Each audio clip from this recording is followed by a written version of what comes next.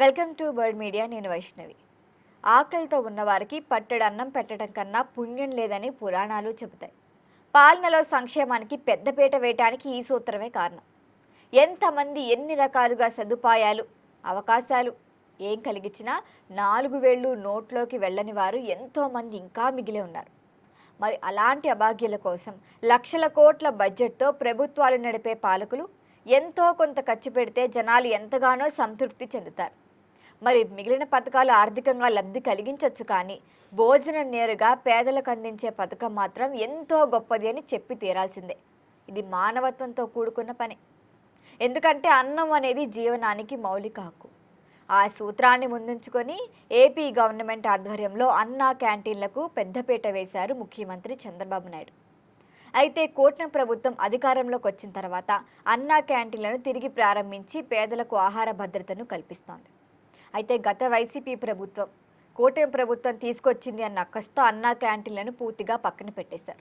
కాస్తో కోస్తో పేదలు కడుపు నింపాలి అన్న ఆలోచన జగన్కి ఖచ్చితంగా ఉండదు. ఎంతసేపు ఆయన తినేయాలి, నేను సొమ్ము దాచుకోవాలి అన్న ఆలోచన తప్ప. మరి దానివల్ల అన్నా క్యాంటీన్లు మూతబడి ఎంతోమందికి ఆహారం కూడా లభించలేదు. అంటే 21 నెలల్లో తిరిగి టీడీపీ ప్రభుత్వం వచ్చాక 8.80 కోట్ల భోజనాలు అందించడమే అన్నా క్యాంటీన్ ద్వారా విశేషం. కేవలం అన్నా క్యాంటీన్లో 5 రూపాయలకే ఉదయం అల్పాహారం, మధ్యాహ్నం భోజనం, రాత్రి భోజనం అందించడం ద్వారా పేదల ఆకలి తీస్తోంది టీడీపీ ప్రభుత్వం. ఇప్పటి వరకు ఈ పథకానికి సబ్సిడీ రూపంలో సుమారు 243 కోట్లు ఖర్చు పెట్టినట్లుగా అధికారిక లెక్కలు కూడా చెబుతున్నాయి. ఆకలి తీరితేనే నిజమైన అభివృద్ధి, ఇదే ముఖ్యమంత్రి భావన అని స్పష్టంగా ఎప్పుడూ చెప్తారు. అభివృద్ధి అంటే ఏదో రహదారులు వేసేసాం, భవనాలు కట్టేశామని కాదు. పేదవాడి కడుపు కూడా నిండితేనే సమాజం ముందుకు సాగుతుందనే దృక్పథంతోనే ఈ పథకాన్ని తీసుకొచ్చడం జరిగింది. అయితే ఒకప్పుడు ఎన్టీఆర్ కిలో 2 రూపాయల బియ్యం పథకంతో ఆహార భద్రతకు ఆయన నాంది పలికారు. మరి అదే స్ఫూర్తిని కొనసాగిస్తూ నేటికి అన్నా క్యాంటీన్లు పేదల పక్షానే నిలుస్తున్నాయి, వాళ్ళ కడుపు నింపుతున్నాయి. అయితే ఇప్పటికే రాష్ట్ర వ్యాప్తంగా 269 అన్నా క్యాంటీన్లు స్టిల్ వర్కింగ్లో ఉన్నాయి. వాటిలో పట్టణ ప్రాంతాల్లో 204, గ్రామీణ ప్రాంతాల్లో 65 క్యాంటీన్లు ఉన్నాయి. మరి తాజాగా గ్రామీణ ప్రాంతాల్లో మరొక 62 క్యాంటీన్లు ప్రారంభించడం ద్వారా ఈ సంఖ్య ఎక్కువగా పెరిగింది. మరి త్వరలో వీటితో పాటు 5 క్యాంటీన్లు ప్రారంభానికి సిద్ధంగా ఉన్నాయని ప్రభుత్వం తెలిపింది. ఇది కేవలం సంఖ్యల పెరుగుదలేం కాదు, ఆహార భద్రత పరిధి విస్తరణ. ప్రస్తుతం ఒక్కో అన్నా క్యాంటీన్ రోజుకు సగటున 1013 మందికి భోజనం చేస్తున్నారు. అంటే మొత్తం రాష్ట్ర వ్యాప్తంగా రోజుకు సుమారు 2.10 లక్షల మంది ఈ సేవలను వినియోగించుకున్నారు. ఒక్కో క్యాంటీన్ నిర్వహణకి రోజుకు సుమారు 26,250 ఖర్చు అవుతోంది.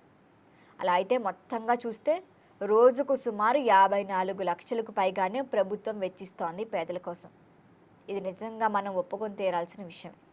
కొత్తగా ప్రారంభించిన గ్రామీణ క్యాంటీన్లతో కలిపితే రోజువారీ వ్యయం మరింత పెరుగుతుంది. అంటే ఏడాది ఖర్చు 58 కోట్లు అదనంగా ప్రభుత్వం పైనే పడుతోంది.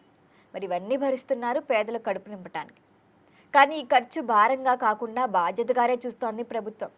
ఎందుకంటే ఇది భోజనం కాదు, వలస కార్మికుడికి, నిరుద్యోగ యువకులకి, అనాథలకు, వృద్ధులకు ఒక భరోసా. ఒక్క రోజులో 3 వేళ్లు తినగలిగే అవకాశం కల్పించడం ద్వారా సమాజంలో గౌరవప్రదమైన జీవనానికి బాటలేస్తోంది.